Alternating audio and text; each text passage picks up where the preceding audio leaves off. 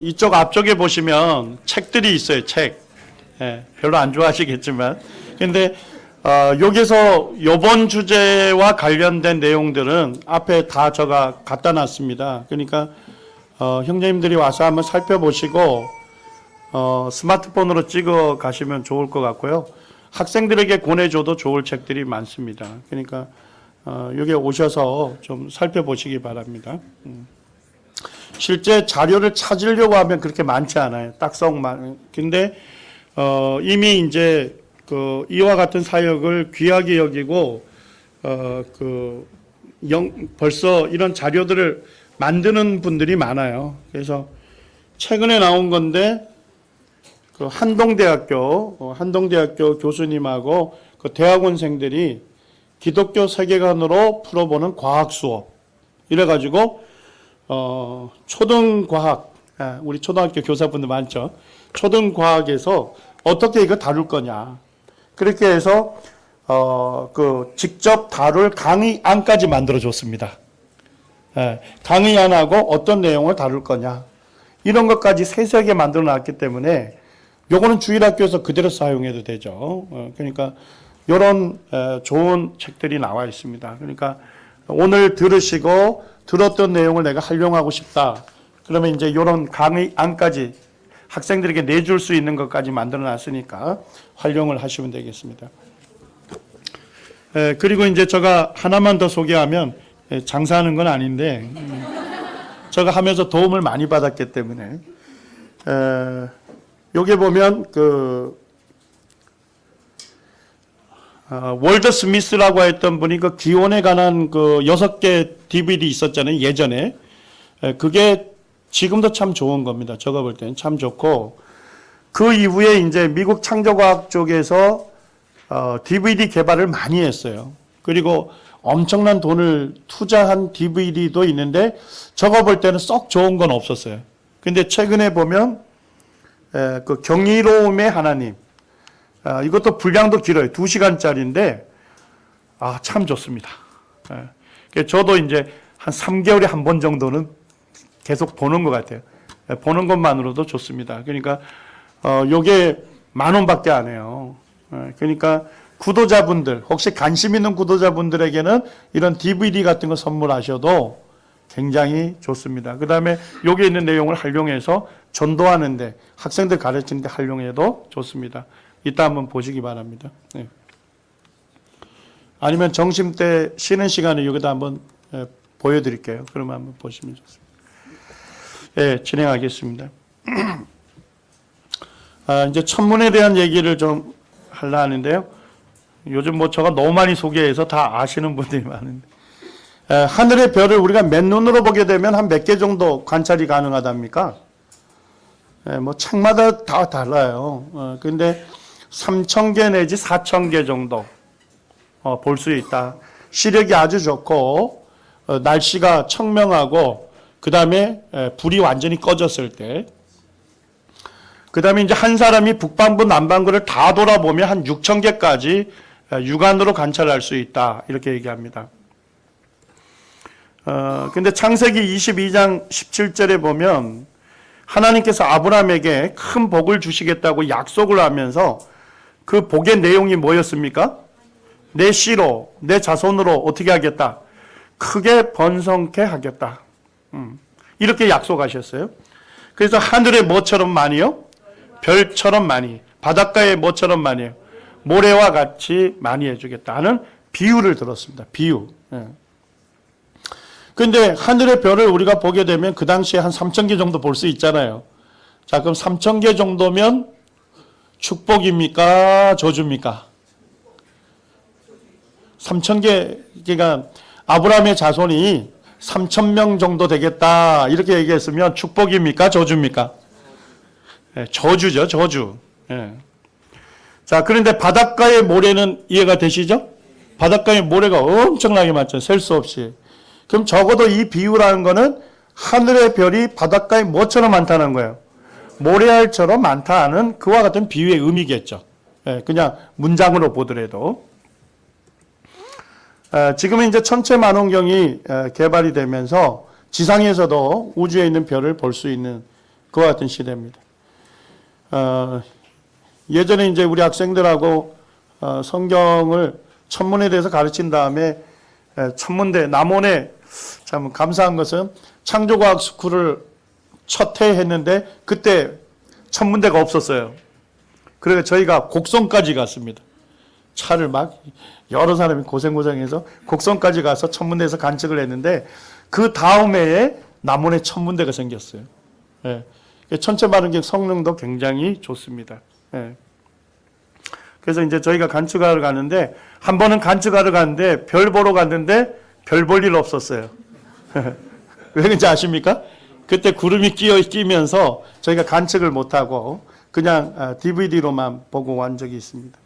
근데 지금은 이제 그럴 염려가 없죠. 왜냐하니까 우주에다가 허블 우주 만원경을 쏘아놨습니다.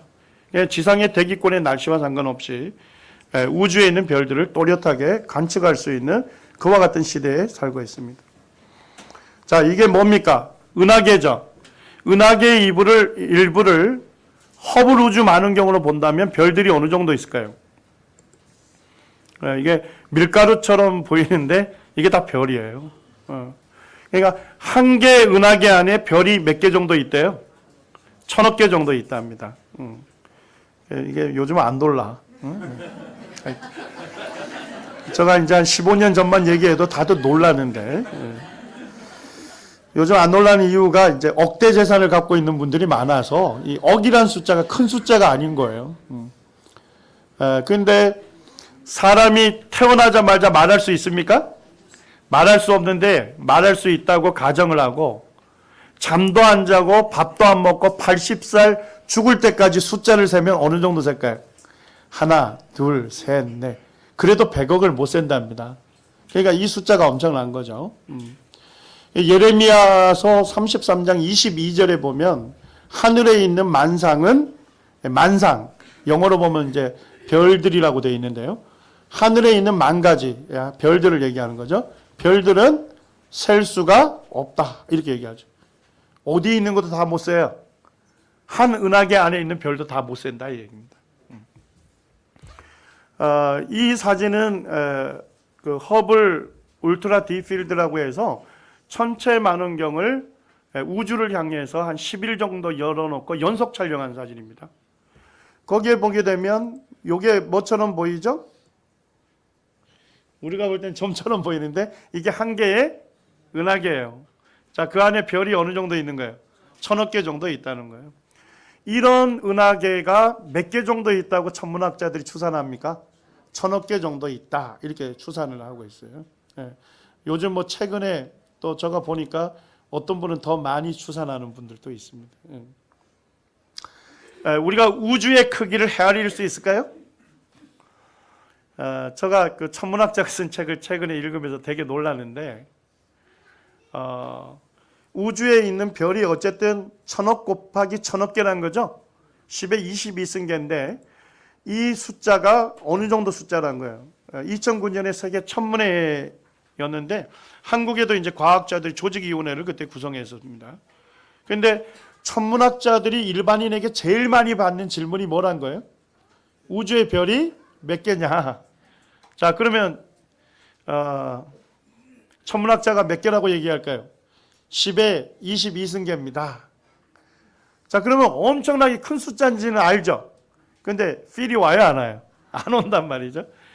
그러니까 천문학자는 10의 22승계라고 얘기하면서 반응은 어떻게 보기로 오는 거예요? 이런 놀라운 반응을 보겠는데 다 무덤덤하니까. 그래서 천문학자들이 그때 조직위원회를 결성하면서 그 홈페이지 갔더니까 거기에 이렇게 써놨더라고요. 흔히 별의 수는 모래알 수만큼이나 많다라고 한다. 실제로 지구상 모래알 수를 세어보면 뭐 일일이 다 센 건 아니겠습니다. 일단 X선을 통해서 모래의 전체 면적을 계산을 하고 일부를 카운터해서 뭐 이렇게 계산을 했겠죠. 자, 그렇게 했던 게 놀랍게도 약 모래알 수가 몇 개라 합니까? 10의 22승계다. 그러니 우주의 별의 수는 모래알 수만큼 많다라는 비유는 무슨 비유래요? 제대로 된 비유다. 이 제대로 된 비유가 최초로 기록된 책이 어디입니까? 성경책입니다. 지금 이제 과학자들은 불과 이와 같은 생각을 한 20, 30년 전에 한 거예요. 우주에 있는 별이 지구상에 있는 모래알수만큼 많다. 불과 한 10년, 20년 전에 알게 된 사실인데 성경은 이 놀라운 비유를 기록하고 있는 거죠. 우주의 크기도 헤아릴 수 없는 게 우주에 있는 별이 지구상에 있는 모래알수만큼 많다면서요. 그죠? 제가 바닷가에서 태어났기 때문에 경포대 밑에서 태어났기 때문에 바닷가에 모래가 얼마나 많은지 알잖아요. 자, 근데 그 모래와 모래 사이, 쉽게 말하면 한 개 별과 한 개 별 사이의 평균 거리가 48조 킬로미터랍니다. 이것도 느낌이 잘 안 오시죠? 그러니까 우주 비행선 아시죠? 우주 비행선이 초속 8km로 갑니다. 그 우주 비행 속도로 한 별에서 한 별까지 가게 되면 이게 몇 년이 걸리냐면 1000년이 넘게 걸려요. 한 별에서 한 별 가는데. 자, 그런데 이 우주에 있는 별이 얼마만큼 많다고요? 지구상에 모래알수만큼 많다는 겁니다. 우주의 크기를 헤아릴 수 있겠어요? 헤아릴 수 없는 거. 그래서 제가 이제 이쯤 이렇게 공부하면서 그런 생각을 했습니다. 왜 하나님께서 이 우주를 이렇게 거대하게 만들었을까?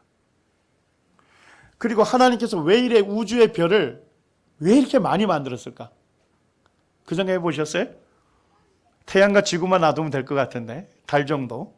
그런데 우주의 별이 바닷가의 모래알처럼 많잖아요. 왜 이렇게 많이 만드신 거예요? 성경에 답이 나와 있습니다. 하나님께서 사람을 향한 인자하심, 하나님께서 사람을 사랑하시는 것을 뭘로 보여주냐면 하늘이 땅에서 먼 것처럼. 하늘이, 우주가 이 땅에서 먼 것처럼 하나님의 인자하심도 그와 같다는 겁니다. 그러니까 하나님께서 인생을 사랑하시는 것이 얼마나 큰지 그것을 설명하기 위해서 이 우주를 거대하게 만드신 거예요. 별을 왜 이렇게 많이 만드신 거예요? 이사야 말씀에 보게 되면 하나님은 별의 수요를 다 어떻게 한다고요? 세시며 그 많은 별을 창조하셨고 그 별들의 이름을 다 붙이시고 때를 따라 그 별들을 끄집어내시는 거예요. 그러니까 이 우주의 그 많은 별들의 뭐예요? 그 운행을 다 하나님이 주관하고 계신 거예요. 뭔 얘기인지 아십니까? 하나님이 이와 같이 위대하신 분이시고 그와 같이 크신 분이라는 거예요. 그분이 뭐예요? 지구의 티끌 같은 나를 아십니까? 모릅니까? 나를 다 아시고 하나님의 온통 생각이 나에 대해서 있다. 요즘 시편 말씀을 묵상하고 있는데 참 아멘이 됩니다. 거기에 보게 되면 이렇게 위대하시고 크신 하나님이 온통 생각이 나를 위해서 있다는 거예요. 내 형질이, 형체가 만들어지기도 전에 나를 다 아시고 보시고 나의 날이 하루도 시작되기 전에 나에 대한 모든 것들을 하나님의 책에 다 기록하셨다는 겁니다. 그러니까 하나님께서 나에 대한 뭡니까? 놀라운 계획과 그 계획을 다 짜고 나를 이 땅에 태어나게 하신 분입니다. 그러니까 나를 통해서 누굴 드러내기를 원하는 겁니까? 하나님을 드러내기 원하는 거예요. 온통 하나님의 생각이 나에 대해서 있다. 그 말씀을 읽는데 하나님이 멀리 계시는 분이 아니고 나와 가까이 계신 분, 내 안에 계신 분, 내 삶을 다 아시고 책임져 주시는 분, 위로가 되고 용기로웠습니다. 그 다음에 이제 욥기 38장 31절로 우리 같이 한번 읽겠습니다. 시작. 내가 묘성을 메어 떨기되게 하겠느냐? 삼성의 띠를 풀겠느냐? 욥기서 38장에 가게 되면 거기에 보면 오직 창조주만이 말씀할 수 있는 말씀들이 쭉 나와요. 거기에서 이제 하나님 욥에게 이렇게 얘기하는 겁니다. 내가 묘성을 메어 떨기되게 하겠느냐? 자, 이 말씀은 뭐예요? 묘성이 떨기별로 이루어진지 네가 아느냐? 그렇게 네 할 수 있느냐? 이렇게 묻는 것입니다. 묘성은 잘 보입니다. 지금 겨울철에 볼 수 있어요. 묘성. 순 우리말로는 점생이 별이라고 합니다. 점생이 별. 그리고 이제 천문학자들이 많이 얘기하는 거는 플레이아데스 성단이라고 합니다. 플레이아데스 성단. 지금 이제 겨울철에 보게 되면 이렇게 좀생이 별들이 있어요. 굉장히 작은 별들이 우리 육안으로 한 7개 정도 보이는 별들입니다. 우리가 볼 때는 뭐예요? 다 되게 떨어져 있는 독립된 별처럼 보이잖아요. 그죠? 그런데 하나님 뭐라 하시는 거예요? 그거 메워서 떨기 되게 하겠느냐? 자, 떨기가 뭐예요? 자, 우리 식물에 한 뿌리가 있죠. 자, 거기서 줄기가 나옵니다. 줄기가 나오고 이제 잎사귀 있는 것들이 달리죠. 그걸 한 떨기라 하잖아요. 국화 떨기 이렇게 얘기할 때 한 구리에서 나와서 여러 그 꽃들을 묶은 거를 얘기하는 겁니다. 영어에서도 보면 클러스터라고 되어 있습니다. 무리들. 그 다음에 클러스터를 천문학에서 쓸 때는 성단이라고 되어 있습니다. 별 성자에다가 무리단자입니다. 별의 무리 이런 얘기입니다. 이걸 이제 무슨 뜻이냐면 떨기별이라고 할 때는 뭐냐면 수백 개의 별들이 한 중력에 의해서 묶여 있는 겁니다. 자, 그러니까 수백 개의 별이지만 몇 개의 별처럼 운행이 되는 거예요? 한 개의 별처럼 운행되는 거. 그거를 뭐라고 하는 거예요? 천문학에서는 개방성단이라는 말로 씁니다. 그러니까 쉽게 말씀드리면 하나님이 이렇게 물으신 거죠. 너 눈으로 볼 때는 한 7개 정도 뚝뚝 떨어져 있는 독립된 별처럼 보이는데 야, 그것이 수백 개의 별들로 이루어진 떨기별인지 네가 아느냐? 내가 그렇게 만들었는데 너 그렇게 알 수 있느냐? 내가 창조주인데 너 피조물 아니냐? 하나님께서 이렇게 물으신 겁니다. 이렇게 이제 제가 갔더니까 요즘 이제 학생들 데리고 가잖아요. 얼마 전에도 창조과학 스쿨을 했는데 학생들이 의외로 참 별거 아닌 것에 감동을 하더라고요. 요즘 그게 천문대 가니까 그 중국산 레이저 포인터 아시죠? 네. 중국산 레이저 포인트로 천문관이 그 별 있는 데로 쫙 쏘면 이게 그 방향을 가르쳐 주잖아요. 네. 애들이 막 그걸 보고서 막 환호를 해요. 와! 나중에 알고 봤더니 중국산 레이저 포인트 우리 강의할 때 쓰는 그걸 가지고 이제 7개 별을 이렇게 마킹을 해줘요. 요게 있다. 그 다음에 이제 천체 만원경을 고정시켜 놓고 보게 합니다. 자, 보는 순간 어떻게 보이는 거예요? 이렇게 보이는 거예요. 예. 그래서 수백 개의 별들로 이루어진 떨기별이라는 것을 바로 관측할 수 있습니다. 관측을 원하시는 분은 보름이 아닌 때, 달이 밝지 않을 때 남원으로 오시면 저하고 같이 볼 수 있습니다.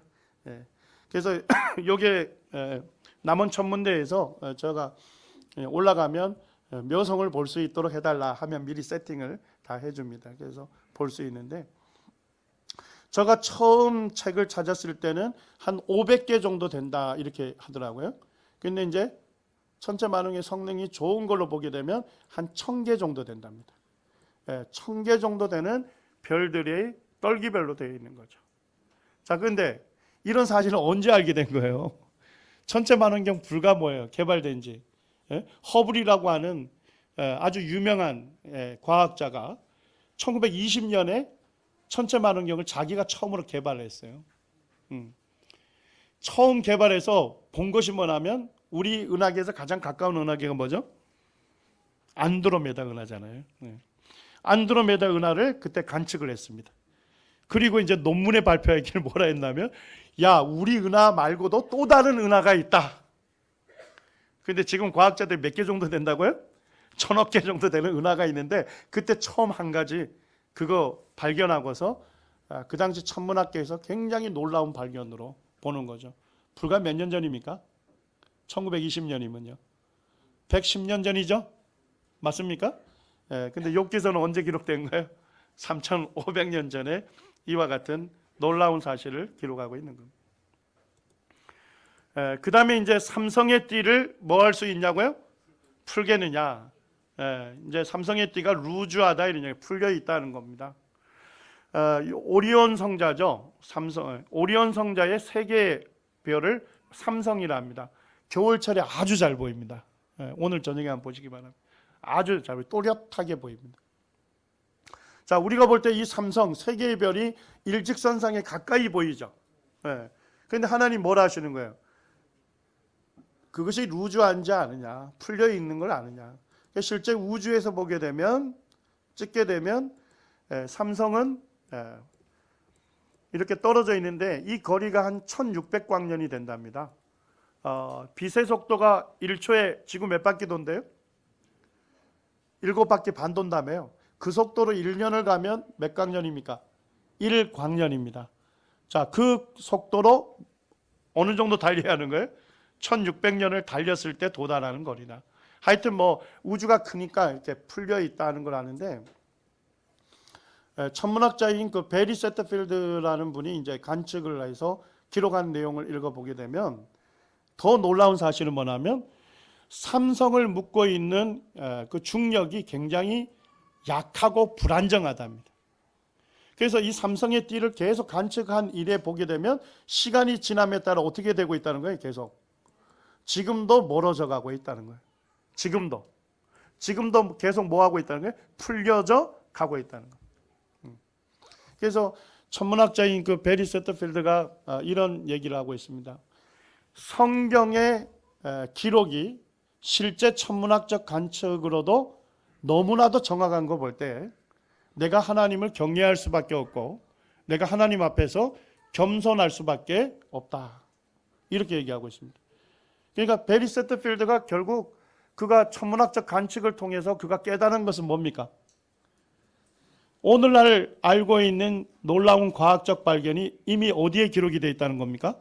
성경에 그 오래전에 기록된 걸 볼 때 이 성경 말씀이 누구의 말씀이다? 창조주의 말씀이다. 그분은 창조주이시다.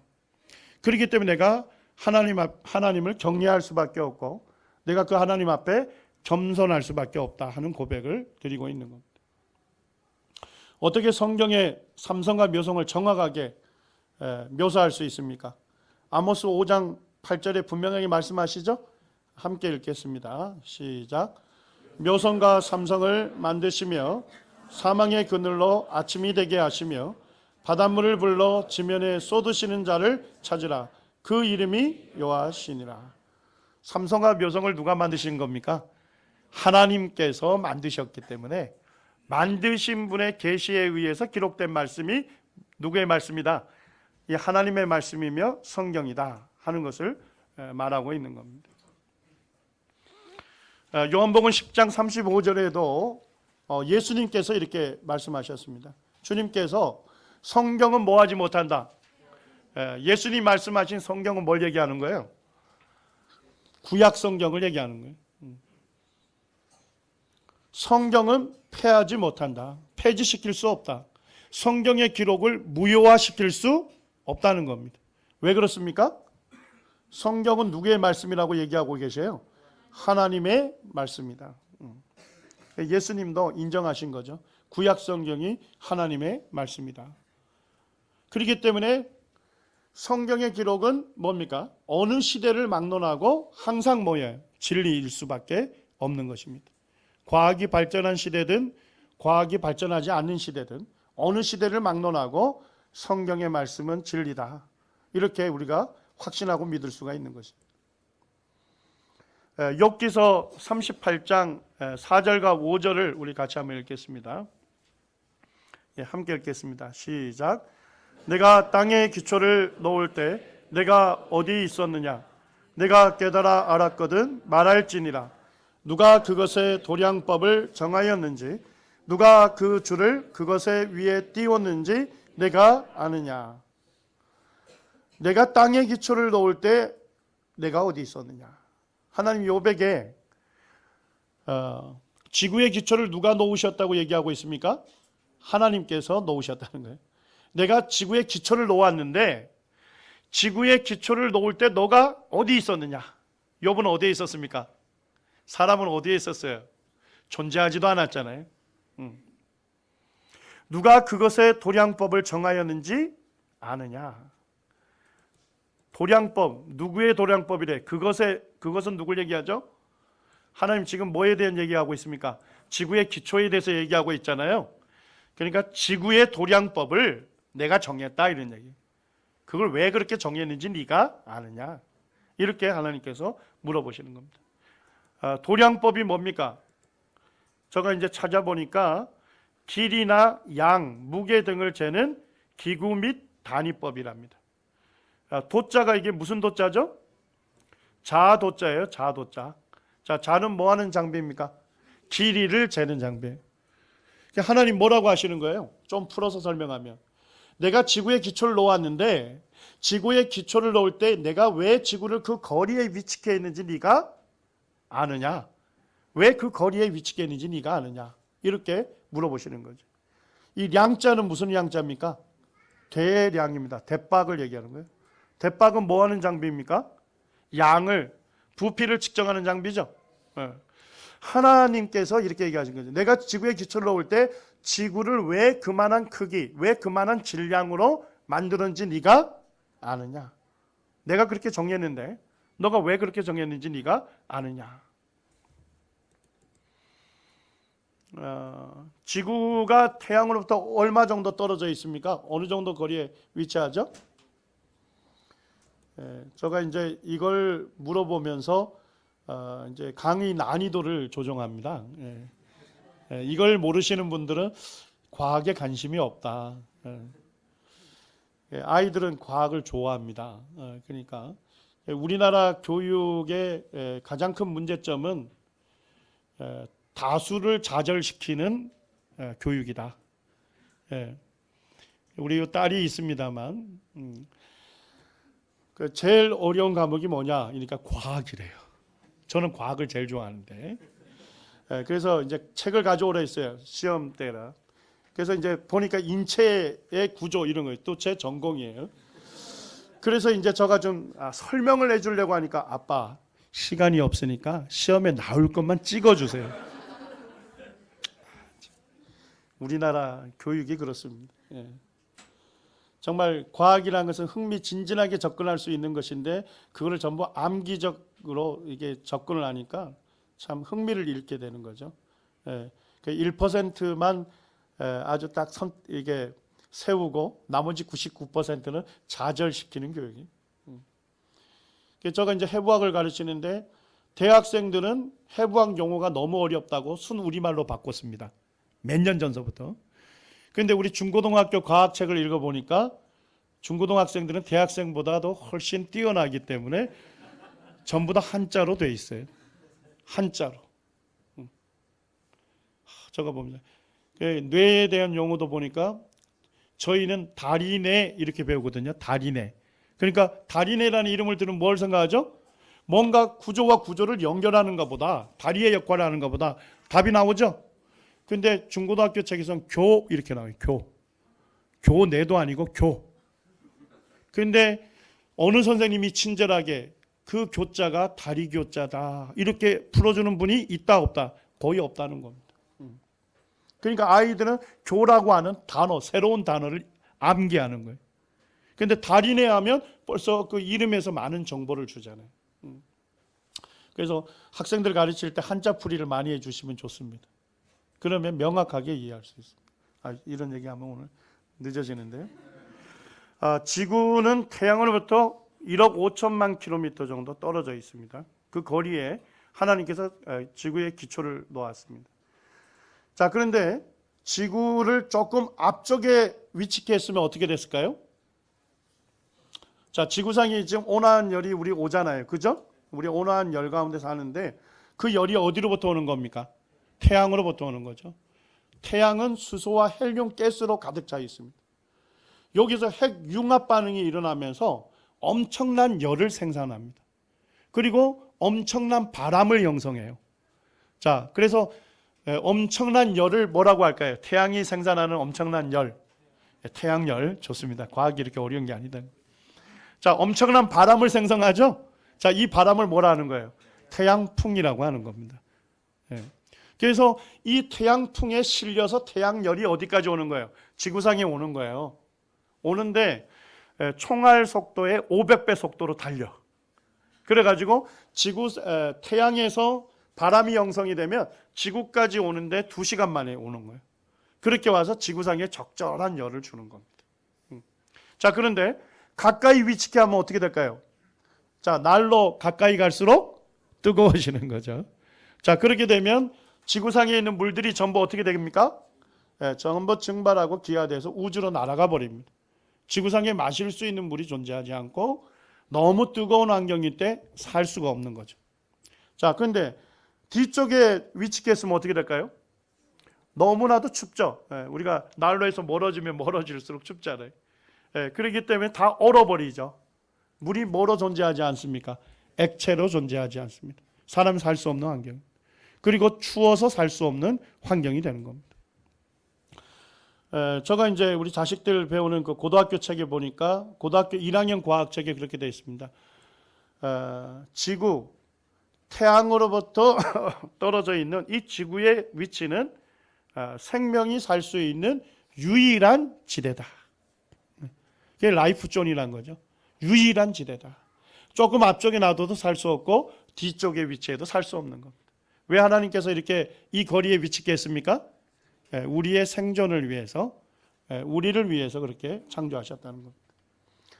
자, 그 다음에 지구의 크기를 지금보다 더 크게 만들면 무슨 문제가 생길까요? 자, 크기가 클수록 질량이 많이 나가겠죠. 무거워지겠죠. 중력은 뭐에 비례합니까? 질량에 비례합니다. 그래서 잡아당기는 중력의 힘이 어떻게 되죠? 더 세져요. 그렇게 되면 어떻게 돼요? 대기권 바깥쪽에 있는 우주에 있는 뭐 수소, 헬륨, 암모니아, 메탄 아주 유의한 가스들을 전부 잡아당겨서 어디에 두게 되는 겁니까? 우리 여기에 대기권에 두게 되는 겁니다. 자, 그걸 마시면 사람이 살 수 있습니까? 살 수 없는 거죠. 자, 그런데 지금보다 좀 작게 만들면 어떻게 될까요? 이번에는 뭐예요? 중력의 세기가 너무 약해지겠죠. 자, 그러면 어떻게 해요? 대기권에 지금 질소가 76%, 산소가 21% 정도 있습니다. 자, 지금 중력이 딱 맞아서 잡아당기고 있는데, 자, 근데 이 당기는 힘이 약해지면 어떻게 되죠? 우주로 다 날아가 버리게 됩니다. 그러니까 대기권에 산소가 존재하지 않는 거죠. 생명이 살 수가 없는 환경이 되는 겁니다. 그러니까 지금의 크기가, 지금의 질량이 뭐 할 수 있는 겁니까? 이 대기권의 수소와 산소를 그 정도 아주 적합한 양만큼 둘 수가 있고, 해로운 가스는 뭐 하지 않도록, 들어오지 않도록 딱 거기에 맞춰져 있는 겁니다.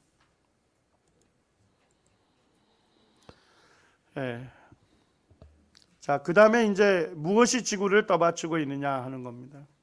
옛날 고대에는 지구를 어떻게 봤습니까? 쟁반을 이렇게 뒤집어 놓은 것처럼 생각했죠. 그래서 먼 바다로 가면 뭐가 있을 거다? 낭떠러지가 있을 거다. 이렇게 해서 이제 세계 탐험이 제한이 되어 있었습니다. 놀라운 문명을 이뤘던 인도 사람들은 지구가 어디 위에 있대요? 코끼리 위에 있다, 놓여 있다 이렇게. 이집트 사람들은 산맥이 지구 전체를 둘러싸고 있고, 그 다음에 두 개의 기둥이 있고 판에 별들이 묶여 있다 이렇게 생각했습니다. 철학이 발달했던 그리스와 로마 사람들은 지구를 누가 떠받치고 있답니까? 이 신이 아틀라스죠. 그래서 다른 신들을 반역했습니다. 그래서 반역한 대가로 지구를 떠받치게 했다 이렇게 이제 믿었습니다. 그 다음에 일본 사람들은 지구를 누가 떠받치고 있다 생각한 겁니까? 물고기가 떠받치고 있다 이렇게 생각했습니다. 우리가 웃는 이유는 뭐냐면 너무나도 터무니없다 이런 얘기죠. 자, 그런데 욥기 26장 7절에서는 뭐라 기록하십니까? 함께 읽겠습니다. 시작. 그는 북편 하늘을 허공에 펴시며 땅을 공간에 다시며. 지구를 어디에 두셨답니까? 공간에 두셨다 이렇게 얘기하는 겁니다. 이게 이제 실제 사진입니다. 1972년에 그 아폴로 17호에 탑승했던 우주비행사가 달로 향하는 중에 지구를 찍은 사진입니다. 우주 공간에 지구가 놓여 있는 것을 찍고 있는 거죠. 이것을 지구가 어떻게 공간에 위치하면서 태양을 따라 뭐도 하고요? 공전도 하고 지구 스스로 뭐도 하고요? 자전도 할 수 있느냐? 그걸 누가 설명했습니까? 뉴턴이 만류인력 법칙으로 설명을 했죠. 만류인력 법칙이 뭐죠? 만유가 뭡니까? 만유, 세상에 존재하는 모든 것. 인력이 뭡니까? 끌 인자잖아요. 세상에 존재하는 모든 것들은 뭘 갖고 있다는 거예요? 끌어당기는 힘을 갖고 있다는 거죠. 인력을 갖고 있는 거죠. 그래서 태양과 지구와 달의 이 만류 인력에 의해서 지구가 뭐 할 수 있는 겁니까? 공간에, 우주 공간에 놓여 있지만 뭐 하지 않죠?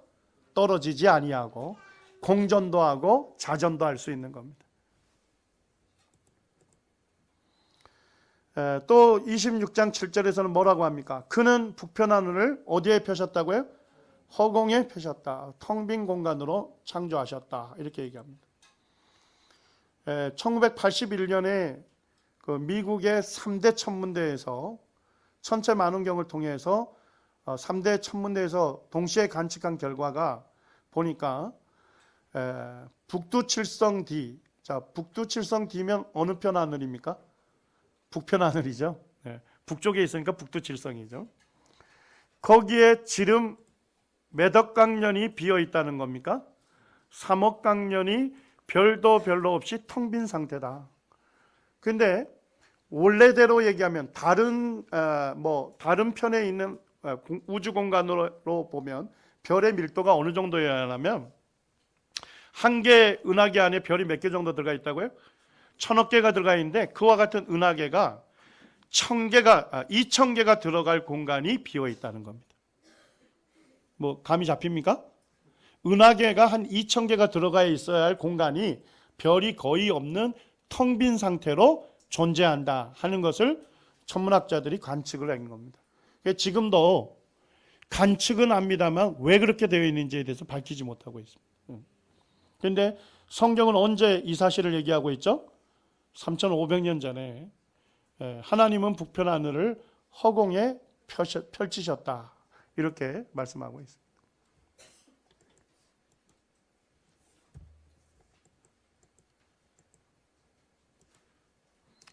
밥 먹는 시간입니까? 얘가 왜 안 넘어가죠? 자, 욥기 38장 32절과 33절 우리 같이 한번 읽겠습니다. 욥기서를 우리가 뭐라고 하냐면 성경 속의 과학책이다 이렇게 얘기해요. 그래서 창조주만이 말씀하실 수 있는 과학적 현상에 대해서 하나님께서 욥에게 그냥 막 쏟아 질문하신 거예요. 제가 이제 제한된 시간이기 때문에 다 다루지 못합니다만 욥기 38장에 보면 계속 얘기하는 것을 최근의 과학에서 과학자들이 발견한 그와 같은 과학적 현상을 거기서 다 얘기하는 거예요. 하나님 뭐라 하시냐면 너가 물 밑을 걸어봤느냐, 물 속에 있는 골짜기를 걸어봤냐는 거예요. 그래서 뭐예요? 우리가 2000km 물 속에 들어가면 뭐가 있습니까? 해구가 있잖아요. 해구. 뭐예요? 바다의 골짜기. 거기를 너가 걸어봤느냐? 욥 보고 얘기하는 거예요. 그리고 그곳에 깊은 샘이 있는 걸 아느냐? 지금 뭐예요? 2000km 그 깊숙이 그 땅에 뭐가 있다는 거예요? 물 속에. 거기에 샘물이 나오잖아요. 뜨거운 샘물. 그래서 그 깊이에도 누가 살고 있습니까? 바다 생물들이 살고 있는 거예요. 하나님 그와 같은 질문을 욥에게 던지신 겁니다. 우리 같이 한번 읽어보겠습니다. 32절 33절입니다. 시작. 너는 별자리들을 각각 제때에 이끌어낼 수 있으며 북두성을 다른 별들에게로 이끌어갈 수 있겠느냐? 내가 하늘의 궤도를 아느냐? 하늘로 하여금 그 법칙을 땅에 베풀게 하겠느냐? 어쨌든 이 말씀들이 뭘 얘기하고 있습니까? 하나님께서 하늘에 있는 별들을 궤도를 따라 뭐 하고 있다고요? 운행을 하고 있다는 것이죠. 자, 궤도를 따라 내가 하늘의 궤도를 아느냐? 우주에는 뭐가 있다는 거예요? 정밀한 법칙이 있다는 거예요. 이 법칙대로 이 모든 것들이 뭐 하고 있다는 거예요? 지금 운행되고 있다는 것을 하나님 얘기하시는 거예요. 별들이 무질서하게 움직이는 게 아니라 궤도를 따라 이동하고 있다.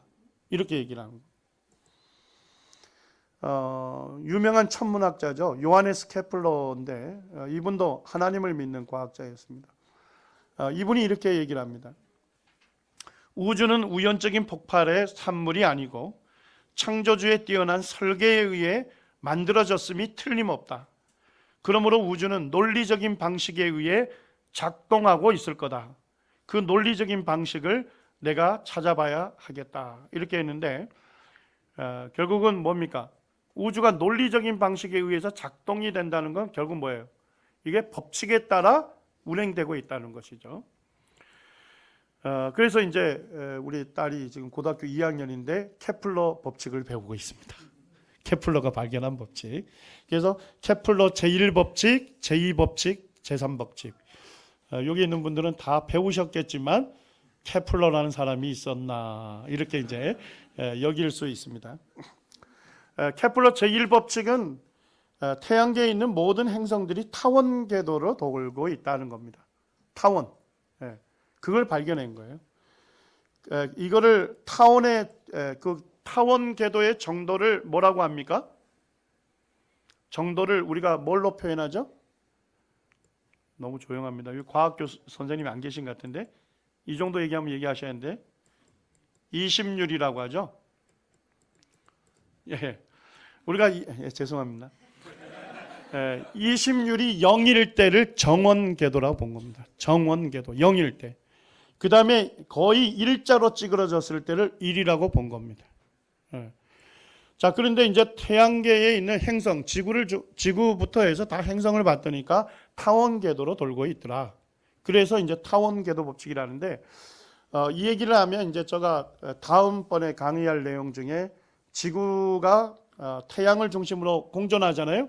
근데 그 궤도가 무슨 궤도라고 제가 얘기하죠? 거의 정원궤도다 이런 말 써요. 거의 정원. 자, 거의 정원이라는 건 정원이란 거예요, 아니란 거예요? 약간의 타원을 갖고 있다는 겁니다. 그게 어느 정도 20율이 나면 20율이 0일 때 정원궤도로 했죠. 0.017입니다. 0.017. 거의 뭐에 가깝습니까? 0에 가까운 거예요.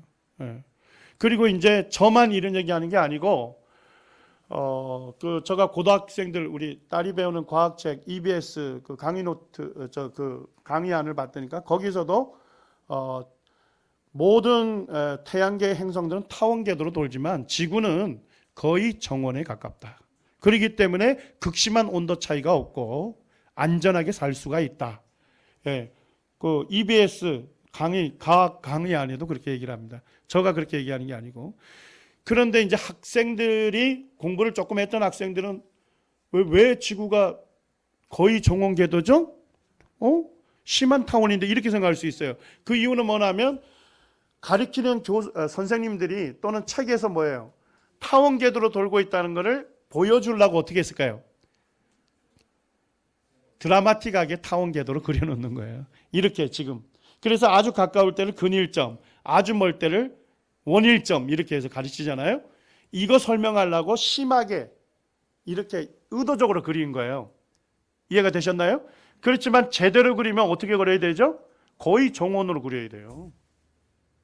학생들에게 가르쳐 주기 위해서 타원궤도다. 그래서 근일점, 원일점이 언제인지 그거 알려주려고 의도적으로 학습을 그렇게 하는 건데 실제는 거의 정원입니다. 이해가 되셨죠? 0.017은 정원에 가깝습니다.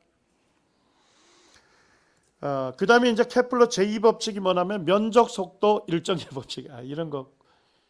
왜냐하니까 고등부 교사라면 내가 고등부를 맡고 있는 교회학교 교사다. 그러면 케플러 법칙 고등학교 2학년 때 배워요. 이해가 되셨죠? 자, 그럼 아이들이 그거 배울 때 분반해서 한 번만 터치해줘도 이게 마음에 와닿잖아요. 그죠? 야, 하나님께서 우주를 그냥 만드신 것이 아니라 정말 우주에 있는 별들의 궤도를 정하셨구나. 이 모든 것들이 질서를 따라 법칙을 따라 운영을 하도록 이렇게 하나님께서 창조하셨구나. 그걸 심어줄 수 있잖아요. 공부를 좀 하셔야 돼요. 케플러 제2법칙은 이게 뭐냐 하면 여기에 그림을 잘 보시면 돼요. 행성이 지금 돌고 있죠.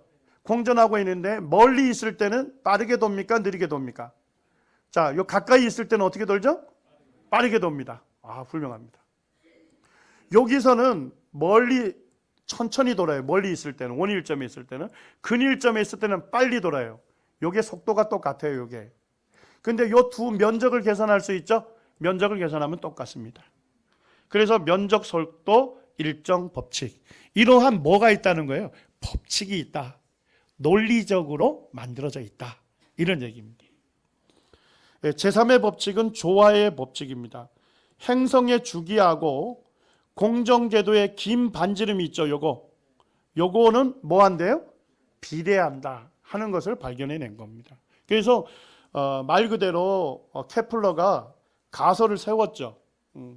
논리적으로 우주가 돌 거다. 모든 태양계에 있는 행성들이 그렇게 돌 거다 하는 것을 가설을 세우고 관찰한 결과 뭘로 표현했죠? 수학적으로 표현했습니다. 수학적으로 표현한다는 얘기는 어떻게 되어 있다는 거예요? 질서, 정연함, 법칙으로 되어 있다 하는 것을 밝혀낸 겁니다.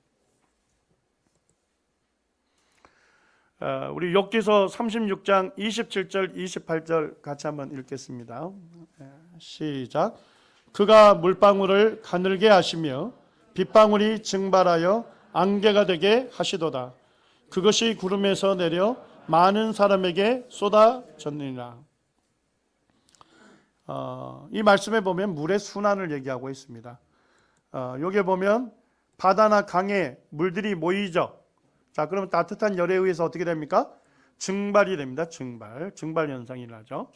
자, 그 다음에 이것들이 올라가서 안개나 뭐가 되죠? 구름이 되죠. 이걸 무슨 현상이라 합니까? 응결 현상이라 합니다. 자, 그 다음에 이제 어떻게 돼요? 눈이나 비로소 어떻게 되죠? 쏟아집니다. 그거를 강수라고 합니다. 증발, 응결, 강수. 이와 같은 순환을 하게 되는 겁니다. 자, 이해되셨어요? 네.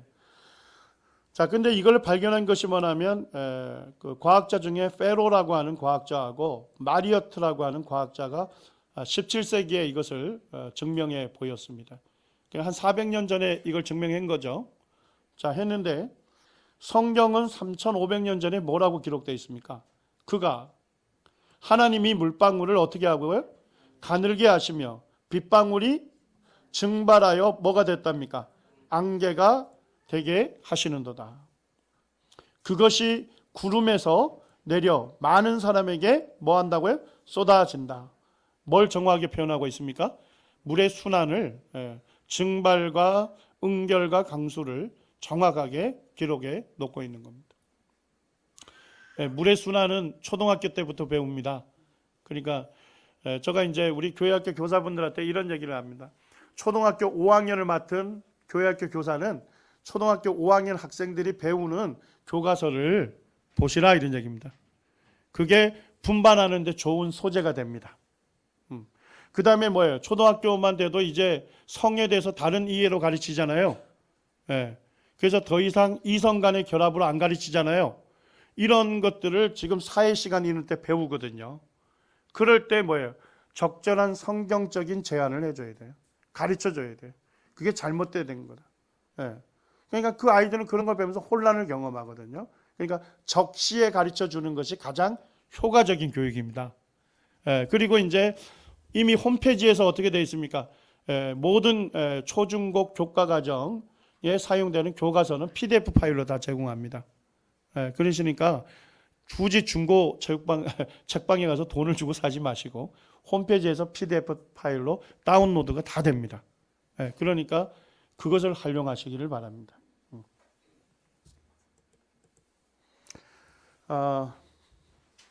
무신론자 중에 그 볼테르라고 하는 프랑스 철학자가 있었어요. 이분이 굉장히 하나님을 안 믿을 뿐만 아니라 하나님 계시지 않다는 것을 증거했던 전도사였습니다. 전도자였습니다. 무신론 전도자. 그런데 이분이 이제 한 번은 설교를 하면서 이런 얘기를 했습니다. 성경책은 쓸데없는 전설이거나 바보 같은 책일 뿐이다. 앞으로 100년 이내에 프랑스의 성경이라는 책은 자연히 없어질 것이다. 왜냐하면 앞으로 사람들이 괴화되고 지성이 깨어나게 되면 더 이상 이 성경이라는 책을 찾지 않을 것이기 때문이다. 그리고 성경은 어디에서만 볼 수 있대요? 박물관에서 볼 수 있을 것이다. 이런 예언을 했습니다. 자, 박물관에는 어떤 것들이 전시되어 있나요? 과거에는 많았지만 지금은 희귀한 것들. 그래서 사람들이 과학이 발달하고 역사가 점점 더 고대 역사를 알게 되면 될수록 성경이 전설이고 교훈을 주기 위한 허구고 이렇게 밝혀질 거란 거예요. 그렇기 때문에 지구상의 어느 누구도 100년이 지나면 성경 안 읽을 것이다. 성경 박물관에서나 볼 수 있을 거다 하는 예언을 했습니다.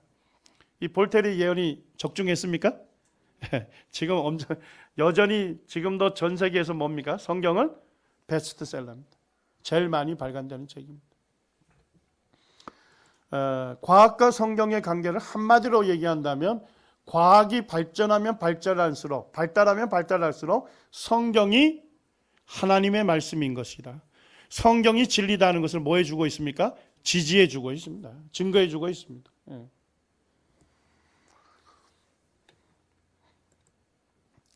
이제 마지막 말씀입니다. 에베소서 1장 13절 말씀 같이 읽겠습니다. 시작. 그 안에서 너희도 진리의 말씀 곧 너희의 구원의 복음을 듣고 그 안에서 또한 믿어 약속의 성령으로 인치심을 받았으니 우리가 어떻게 복음을 듣고 구원받게 됐는지를 정확하게 말씀하고 있습니다. 죄인이 구원받는 이 놀라운 예수 그리스도의 복음을 우리가 들었고 또한 우리가 복음을 어떻게 했습니까? 믿었습니다. 자, 복음을 믿었을 때 약속의 성령으로 인치심을 받았습니다. 믿는 자에게 주시겠다고 약속하신 성령이 내가 복음을 믿을 때 그 성령이 어떻게 했습니까? 내 안에 오신 것이죠. 내 안에 내주하게 되셨습니다. 인치셨다는 것은 하나님의 소유로 삼으셨다는 거잖아요. 그런데 이 복음, 우리를 구원으로 인도했던 이 복음이 이 에베소서 1장 13절에는 어떤 말씀이라고 선언하고 있습니까? 그것이 진리의 말씀이다. 그러니까 우리의 구원이 안전하고 확실하다는 것은 그거의 기초가 되는 것은 뭡니까? 성경이 누구의 말씀입니까? 하나님의 말씀, 진리의 말씀이기 때문에 우리가 얻은 이 구원은 확실하고 안전한 것이죠. 그런데 오늘날 사단은 뭘 공격하고 있습니까? 성경이 하나님 말씀 아니다. 진화론이나 이런 것들을 통해서 계속 공격을 하고 있는데 진화론에 대해서는 이제 자세하게 다루겠습니다만 진화론은 한마디로 얘기하면 생명의 기원은 어디로부터 왔는가? 어떻게 생명이 시작됐는가? 이걸 연구하는 분야가 진화론이죠. 자, 그러면 답가지가 몇 가지 정도 있습니까? 5가지 정도가 있겠죠. 우리 학생들이 5가지 중에 택하잖아요. 자, 그런데 생명의 기원은 어떻게 됐는가? 어디로부터 왔는가 하는데 정답은 뭐죠? 정답까지는 뭡니까? 잘 모르시구나. 생명이 어떻게 시작됐습니까? 하나님에 의해서 창조됐죠. 이 정답까지인데 이 정답까지를 빼버린 거야. 자, 그럼 나머지 몇 가지 답까지가 남았죠? 4가지 답까지에서 뭐 하는 겁니까? 최선의 답을 선택하려고 노력하는 시도가 뭡니까? 진화론입니다. 뭔지 이해됐습니까? 진화론의 모든 해석은 무엇으로만 할 수 있습니까? 자연주의로만 설명할 수 있어요. 자연주의란 건 뭐냐면 하나님을 배제한 모든 자연 현상으로만 결론 내릴 수 있다는 겁니다. 이해가 되셨나요? 그렇기 때문에 진화론은 최선을 다하는 것도 사실이고 진화론을 연구하는 과학자가 다 사기꾼도 아닙니다. 그들이 과학자로서의 양심을 갖고 진지하게 연구하고 있습니다만 그럼에도 불구하고 어디에 도달할 수 없습니까? 정답까지에 도달할 수 없습니다. 왜 그렇습니까? 정답까지를 빼놓고 나머지에서 찾는 시도이기 때문에 가장 그럴싸할 수는 있습니다만 정답은 아닙니다. 그래서 우리가 사실 학생들에게 복음을 전하는 데 있어서 1차적으로 가르쳐줘야 할 게 성경은 누구의 말씀이다? 하나님의 말씀이고 창조주의 말씀이다. 이것을 잘 이해시켜 드리는 것이 중요합니다. 우리 기도하시고 정집 식사하시면 될 것 같습니다. 아버지 하나님, 참 감사를 드립니다.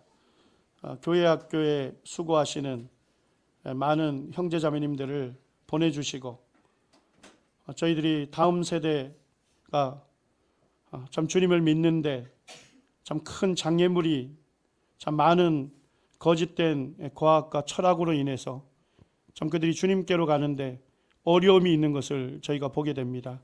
아버지 하나님, 참 저희가 먼저 이 성경이 하나님의 말씀, 진리의 말씀인 것을 확신하고 참 그것들을 잘 배워서 우리 다음 세대 젊은 학생들이 참 주님께로 가는데 이와 같은 장애물들이 걸림돌이 되지 않게 하시고 오히려 그들이 읽고 듣고 배우고 있는 이 성경이 하나님의 말씀인 것을 확신하고 참 기쁨 가운데서 하나님을 믿을 수 있도록 도와주시기를 원합니다.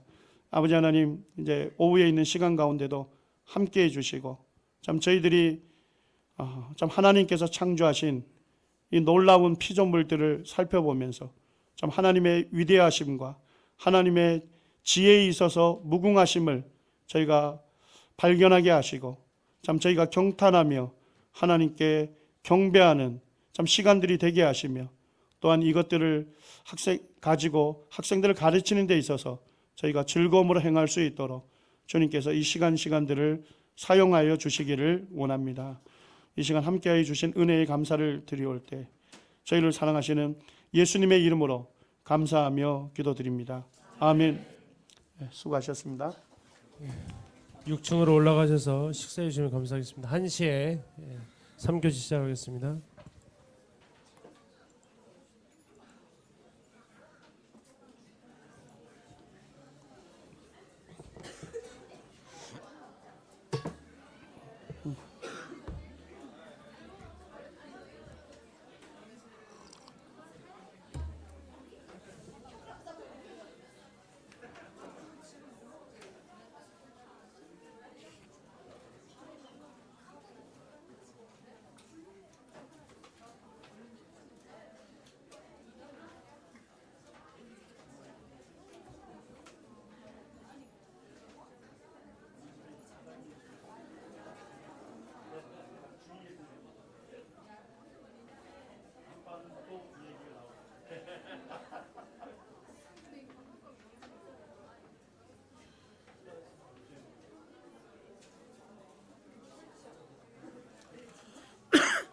식사하시고 앞에 있는 책이나 DVD는 보셔도 좋습니다.